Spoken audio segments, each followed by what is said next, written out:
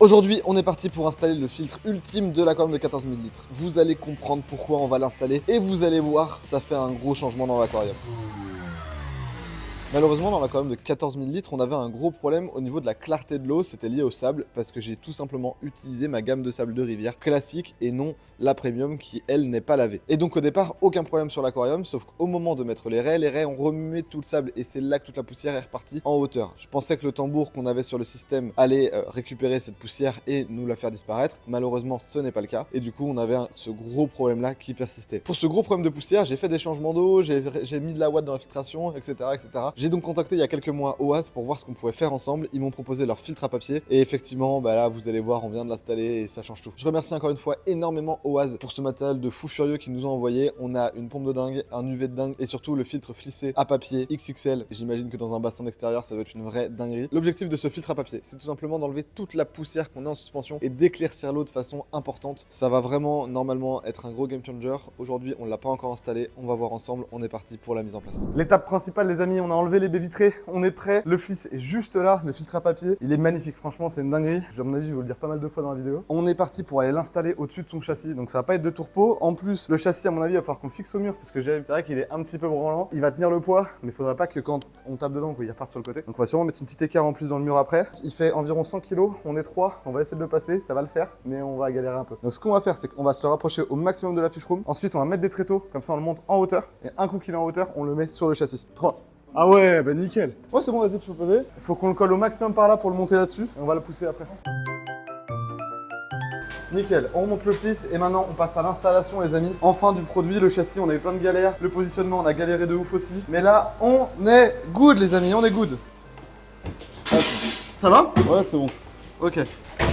Moi, je suis bien. Ouais, comme ça. Attends, toi, tiens, je vais le mettre, moi. Moi, je suis bien. Je te tiens maintenant, toi, positionne-le pour toi. Ouais. On est pas mal là, non? Ouais, je suis bien. Ah, on est pas mal. Alors, ce que je suis en train de visser, les amis, ça va être l'arrivée dans l'UV. Non. Quoi? Tu l'as mis dans le mauvais sens? Ça va le faire, c'est juste que le tuyau de remontée va être plus long. Et l'UV va être à l'envers. L'UV va être à l'envers, ça c'est sûr, mais c'est pas grave. C'est pas la fin du monde. On a plus de longueur de tuyau, donc c'est pas grave. Donc ici, en fait, on a l'arrivée d'eau. Donc il faut absolument que l'arrivée d'eau, on la connecte sur le tuyau de 110, même si ici on a deux prises en 50, tout simplement, que c'est grâce à ça qu'on va faire le niveau d'eau. Ce tuyau en 110, on l'a réduit en 50 mm, sur lequel on va aller mettre notre UV. La connexion de la pompe, pourquoi on passe tout de 110 à 50? Tout simplement parce que ça nous permet de gagner de l'espace, parce que les tuyaux de 50, c'est plus simple, et également parce qu'en fait, notre pompe qui alimente le bitron, donc en fait, ça c'est un filtre qu'on alimente par une pompe. On peut le mettre en 110 si vous avez des très grosses pompes. Du coup, elles sont des très grosses pompes, ils ont d'abord monté le truc en 110. Mais vous avez la possibilité avec leur matériel de le passer en 50 mm. Ce qui nous permet, nous, de le faire ici, parce qu'on a une pompe de toute façon qui a un diamètre maximum de tuyau de 50 mm, qui fait 21 000 litres/heure. Donc ça va passer dans du tuyau de 50 comme ça. Il n'y a pas de grosse différence, même si on a un peu de perte de charge, parce qu'en bassin, on optimise vraiment toutes les pertes de charge, c'est comme ça avec les coudes, etc. Bon, on est sur un petit bassin, c'est pas la fin du monde, et ça nous fait quand même gagner beaucoup d'espace de passer tout en 50, donc on le fait comme ça. Essaie de le choper comme ça, toi, bien avec ce montant, et moi je vais le mettre là, on va l'emmener un peu vers toi. Voilà, on va y aller petit à petit. Je vais avancer un petit peu ici. Tu vas le tirer un peu vers toi. Ouais. Voilà, pas plus, pas plus. Je pense que tu peux sortir, on va le pousser. Aidez-moi! Donne ta main, Loris! Attends, là j'attrape ta main. Ah, j'ai mal à mon...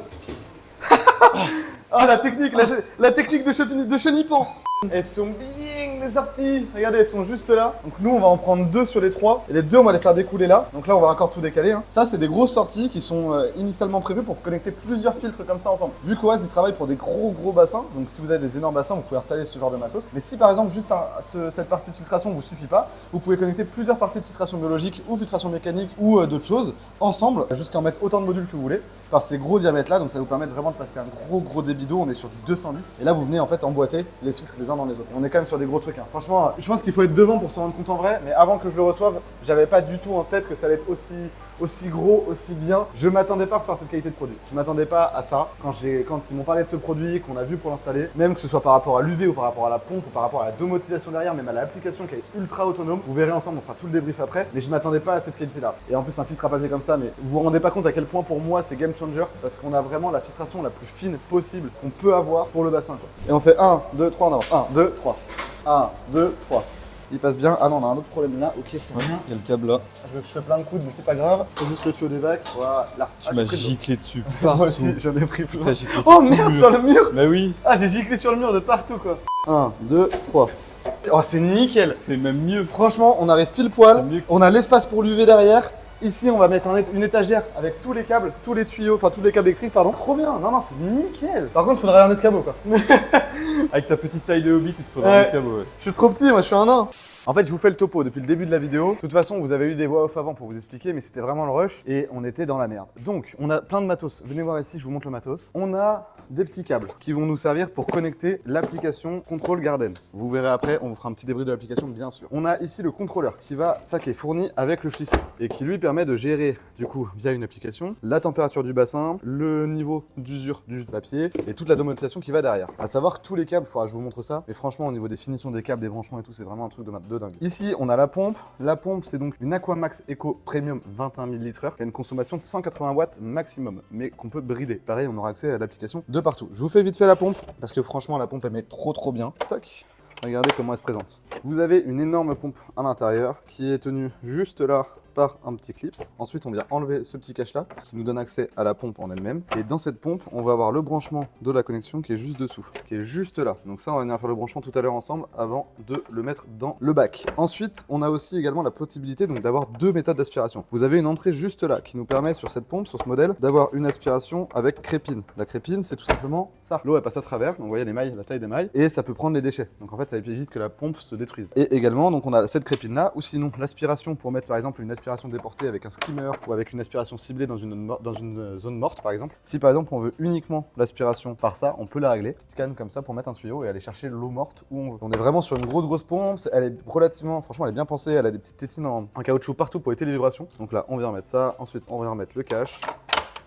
Comme ça, on va remettre les petits clips, ça se fait tout seul. Nous, on va venir mettre ici, du coup, notre sortie de pompe qui va nous emmener ça dans le filtre à papier. Et du coup, ce que j'étais venu vous présenter de base, c'est le Bitron Premium 60 watts, qui est vraiment trop stylé. Donc là, on est dans l'emballage, là, c'est l'emballage. Il y a tout est fourni dedans. C'est un truc de fou. Regardez-moi la taille de l'UV. Donc c'est un 60 watts. Il est super simple d'accès. Regardez, si vous voulez enlever l'UV, vous faites juste une petite pression sur le bouton, vous tournez et vous levez. Voilà, tout simplement. Vous avez accès à l'ampoule. L'ampoule est déjà montée quand vous le recevez. Vous n'avez plus qu'à l'utiliser. L'ampoule, elle dure 12 000 heures, 2 fois plus qu'une ampoule normale sur la gamme premium. Donc là, nous, vu qu'on est sur une pompe qui peut aspirer avec du diamètre 50, on met du diamètre 50. C'était ça que je voulais vous dire à la base. Eh ben, ça a été laborieux. Là, les amis, on va monter du coup l'aspiration, l'entrée de la pompe. Faut voir qu'il y a plusieurs trucs qui sont pas fournis avec. Donc en fait, vu que là, on passe tout en 50, bah, tout n'est pas fourni avec le lot. Moi, ce que j'ai fait, c'est que j'ai racheté ça de Oaz. Donc alors, je vous montre la ref, comme ça, vous l'avez. C'est petit connecteur. Donc il y a de quoi monter et visser. En fait, c'est pour mettre à la base deux tuyaux ensemble, bout à bout. Et en fait, nous, on va faire ça en le montant juste là. Du coup, là, nous, on va mettre le tuyau de 50 mm plugué ici avec un collet de serrage et également ici avec un autre collet de serrage qui vient sur le filetage en fait bien serré. Et l'eau elle va arriver ici dans le fliss. Donc alors peut-être que faut juste que je mette mes deux petits collets de serrage. Après ce qui est bien avec les raccords Oaz, c'est qu'il y a deux collets de serrage. Donc au moins on est sûr que les raccords sont bien fixés. Donc là maintenant je viens de mettre un petit collet de serrage en inox bien solide, bien serré. Oh, je me taper contre la palette, ça fait mal. On va se mettre comme ça, toc. Et les deux collets de serrage, on va se les monter par le dessus. Faut que j'arrive à tout emmener en même temps. On va le mettre complètement dans le coin là-bas. Hop là. Alors mon cher Loris, un UV va tout simplement servir à permettre d'éviter l'apparition d'algues de façon trop importante et de stopper les développements de pathogènes. Donc là ce qu'on est en train d'installer, c'est un UVC. Et attention, il ne faut pas le regarder avec les yeux, sinon vous risquez de vous brûler les yeux. Énorme. Est-ce que cette explication t'a convaincu? On va juste trouver une petite planche pour le surélever un poil. En plus comme ça évitera que l'inox soit par terre. Le hobbit sort de sa tanière.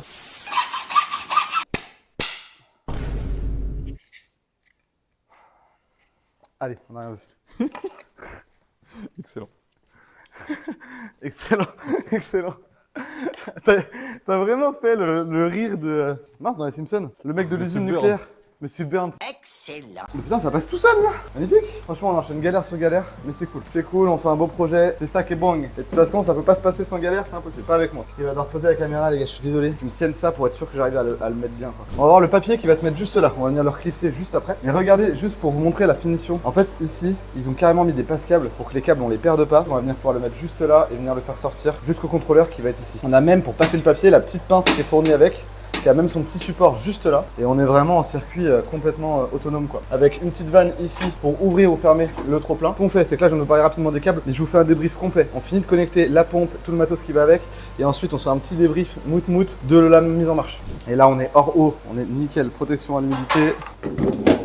Nickel. Oh, hop là. Petit film de protection. Alors, on va aller prendre les contrôleurs et on va setup ça. Là, on va se faire le branchement pour la domotisation du produit. En fait, ça va nous permettre de tout gérer sur l'application. Donc ça, c'est vraiment le petit game changer de la gamme premium de chez Oaz. Donc ça, c'est des produits premium en fait. Vous voyez, Aquamax Premium, le petit Bitron Premium. Et en fait, tout cela, ils ont des branchements prévus à cet effet comme ceci. Et ensuite, pour faire l'étanchéité parfaite, parce que c'est IP68, carrément immergé sous l'eau, hein, parce que bien sûr, la pompe, elle est mise sous l'eau. Donc en fait, on a des petites vis. Et ces petites vis-là, elles ont un gros joint d'étanchéité. C'est pour ça que les prix sont si larges. Regardez, il y a un bon joint d'étanchéité tout autour. Je vous dis pas que c'est de la bonne cam, juste parce qu'on est en collaboration commerciale, bien sûr. Mais en plus de ça, parce que franchement, c'est des beaux produits. Mais en tout cas, de premier aperçu, quand on voit la qualité des produits, de plastique utilisé, etc., on est sur des bons trucs. Alors, le contrôleur, on va venir l'ouvrir. On va venir le mettre, pardon, dessous le filtre. Ça va nous permettre de tout connecter comme ça bien proprement. Et le petit boîtier est juste là.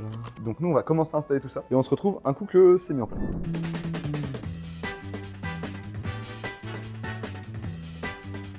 On va relâcher la bête les amis, on va mettre la pompe dans le pack, hop hop hop. Alors, il faut qu'on passe par là. Ok, la pompe elle est posée sur d'autres pompes. De toute façon les gars, il y a tellement de pompes que j'ai pas le choix de la mettre là. Et ce qui est bien, c'est qu'en fait le montage qu'on a là, l'eau elle va arriver par ici, elle va arriver par là pardon. Elle va redescendre ici, donc on a quand même une petite filtration en plus avant que l'eau elle arrive direct ici. En fait l'eau qui va être pompée dans le filtre va pas être directement l'eau qui vient de là, enfin de la première partie de filtration. Donc c'est de l'eau sale quand même qui va rentrer. Donc ça c'est cool. On verra niveau boucan ce que ça fait, sinon j'irai trifouiller dedans pour la placer encore mieux. Ce soir on va sûrement y aller soft parce que comme je l'ai dit, il est déjà 21h et du coup il doit être même plus de 21h maintenant. C'est un peu la course. L'idée c'est qu'on connecte tout pour au moins savoir que ça fonctionne. Ensuite nous on est venu mettre le contrôle juste là. Alors ce contrôleur là pardon, il envoie juste les informations à l'application. Donc il n'a pas besoin d'être forcément visible de devant, vous voyez, en gros plan quoi. Et puis tous les câbles, à part les câbles de ça, on va tout faire passer à l'arrière. Toutes les multiprises, attention, même si vous avez l'impression que c'est brouillon parce que ça l'est pour l'instant. Ah d'ailleurs on va pouvoir enlever enfin ça.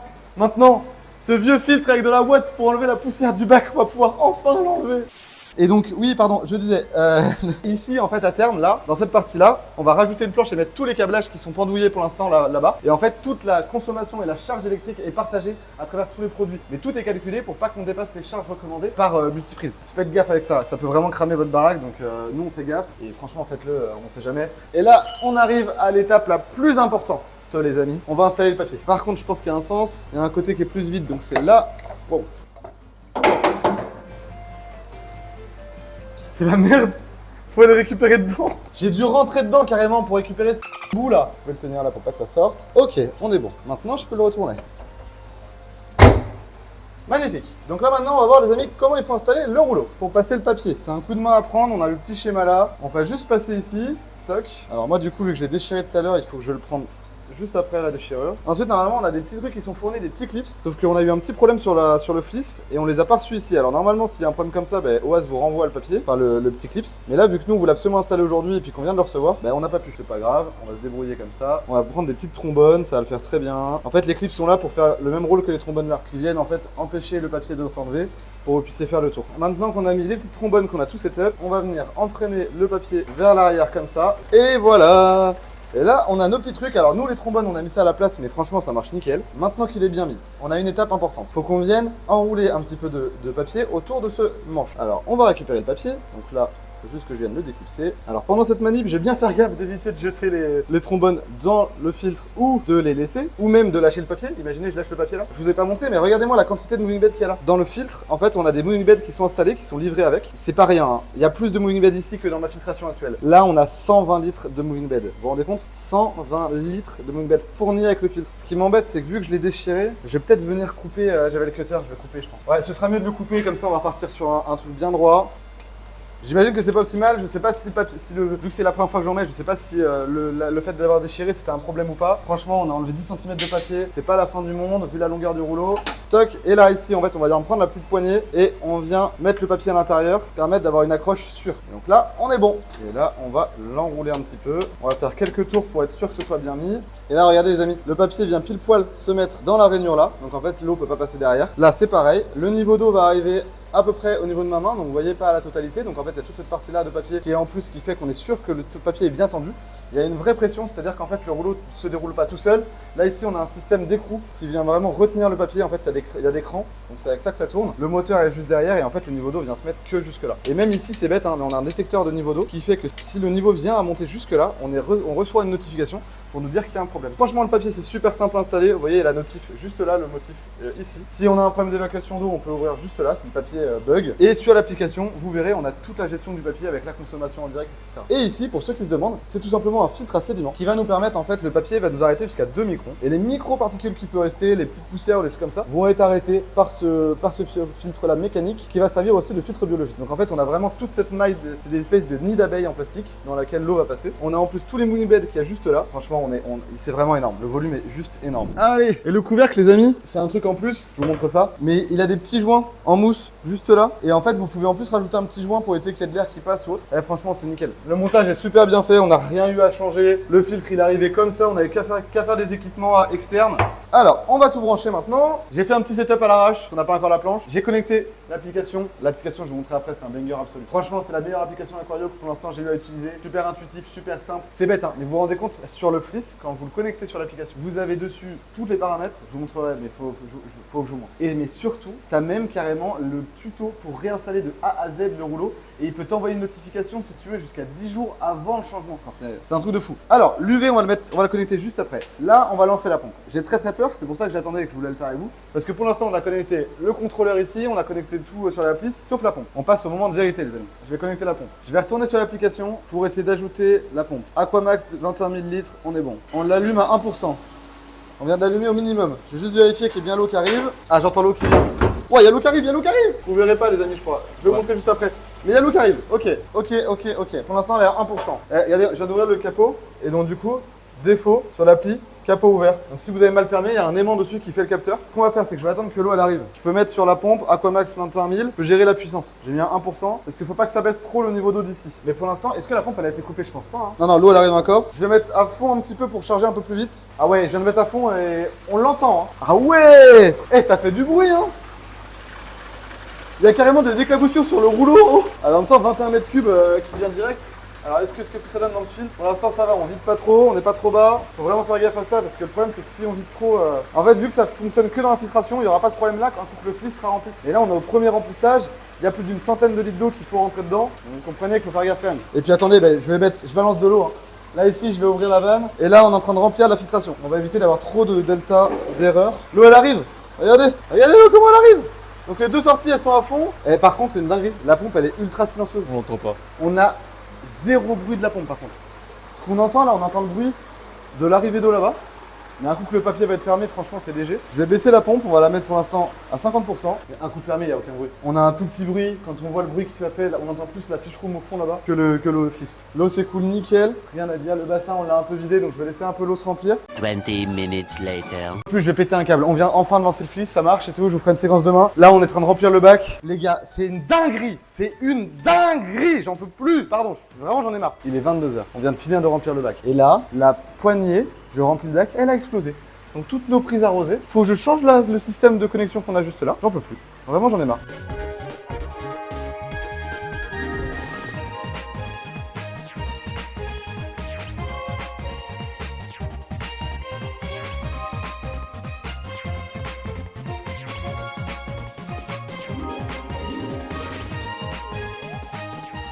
Ça va faire une semaine que le filtre est en place. On a eu un petit souci avec le filtre, je vous expliquerai après. J'avais pas pensé à un truc, donc en réalité ça fait 3 jours qu'il est en marche et qu'il fonctionne vraiment. Et en 3 jours on a eu une évolution de fou. On va faire un point technique, encore une fois dans cette vidéo très technique. La sortie d'eau est à la base en 110, sauf que nous on a passé en 50, on a réduit en 50 parce que la pompe qui envoie l'eau dedans à une sortie de 50. Et ce qui se passe, c'est qu'il n'y avait pas de coude à la sortie du tuyau, donc en fait le débit était tellement violent que ça allait laver le papier. Voilà, très technique, mais vu que le jet d'eau était violent, ça lavait le papier, ça a créé des trous et ça faisait qu'il se perçait en fait régulièrement. Donc depuis que j'ai vu ça, j'ai mis un coude à la sortie, ça envoie l'eau vers le fond, pas vers le papier, et maintenant ça marche bien. C'est pas une erreur du produit, c'est de ma faute, c'est parce qu'on a connecté sur une sortie en 110. En 110, il y aurait beaucoup moins de débit, donc beaucoup moins de pression vers le papier, et c'est pour ça que ça aurait fonctionné. Et là, moi, voilà. Bon bref, c'est vraiment une faute de ma part. Donc le bac a commencé à s'éclaircir énormément, comme on le voit. Maintenant, on voit bien jusqu'au fond.